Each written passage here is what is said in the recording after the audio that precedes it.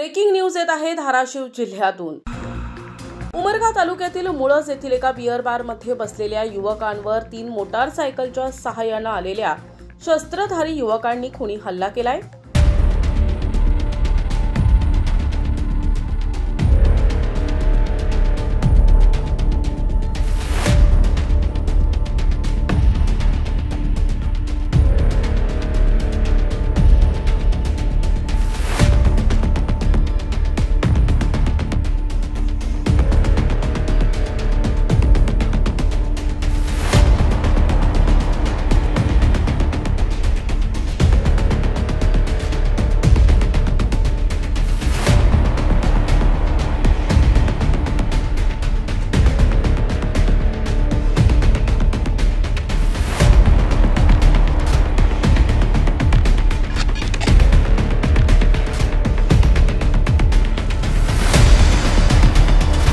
या हल्ल्यात लक्ष्मण नामक युवक हा गंभीर स्वरूपात जखमी झाल्याने त्याला उपचारासाठी उपजिल्हा रुग्णालय आणि तेथून रात्री सोलापूरला हलविण्यात आलं, अशी माहिती समोर येत आहे।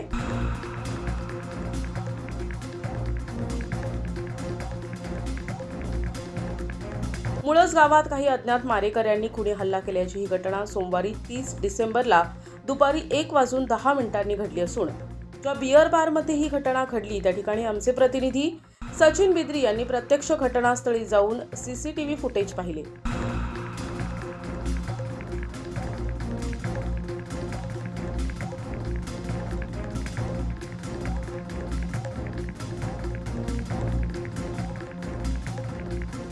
हल्ला खूपच भयानक तथा जीव घेण्याच्या उद्देशाने झाला असे यावेळी प्रत्यक्षदर्शींनी एनटीव्हीशी बोलताना सांगितलंय।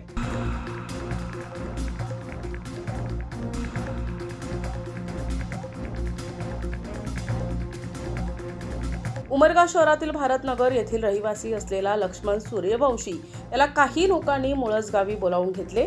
या ठिकाणी दुपारच्या वेळी त्याच्यावर धारधार शस्त्राने जीवघेणा हल्ला करून गंभीर स्वरूपात जखमी केलं आणि या बियर बारच्या समोरील गव्हाच्या शेतात टाकून पसार झाले।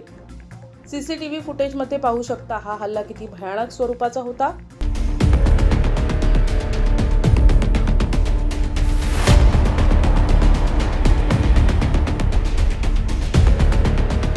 प्रत्येक युवकाच्या हातात काही ना काही शस्त्र असल्याचं दिसून येत आहे।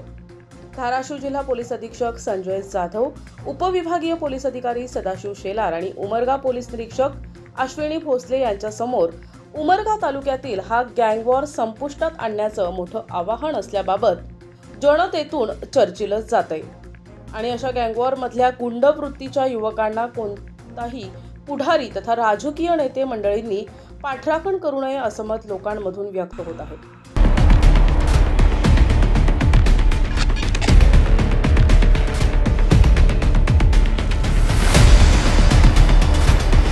उमरगा तालुक्यातील गँगवॉर संपविण्यासाठी धाराशिव पोलिसांनी विशेष मोहीम राबवावी आणि तालुक्यातील सर्वपक्षीय नेते तथा पुढाऱ्यांनी यासाठी पुढाकार घ्यावा अशी मागणीही उमरगा शहरातील सुज्ञ नागरिक आणि व्यापारी वर्गातून होत आहे।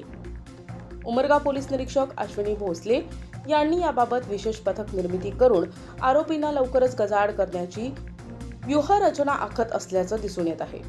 एकूणच उमरगा शहर बिहार होण्याच्या वाटेवर असल्यानं पोलिसांनी आणि सर्वपक्षीय नेते मंडळींनी वेळीच यावर आवर घालणं आवश्यक असल्याबाबत सर्वसामान्य जनतेतून चर्चा रंगताना दिसून येत आहे। तालुक्यातील गुन्हेगारी, अवैध धंदे, अनधिकृत व्याजबट्टी, व्यसनाधीन तरुणांची झुंडगिरी यासारखे प्रकार दिवसेंदिवस वाढत आहेत।